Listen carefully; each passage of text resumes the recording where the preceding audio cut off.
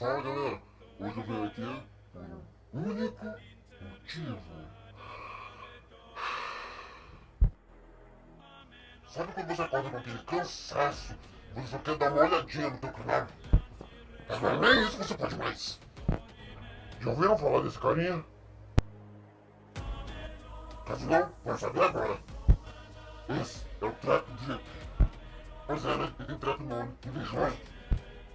Esse é o canal que vai no YouTube. Não tem nada, é um canal vazio.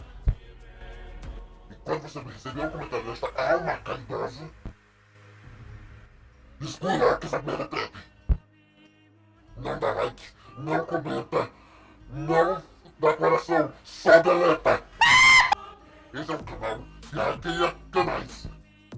Eu recebi um comentário dele hoje, ou ontem, um ano atrás. Não sei quando vocês estão vendo esse vídeo, mas foi no café de lançamento desse. E minha porta tá mais apertada com medo dessa merda acabar hackeando meu canal.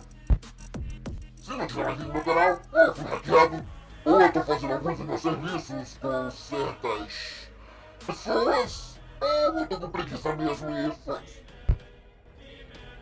Ai, eu só precisava desse desabafo. Bom, vai tomar!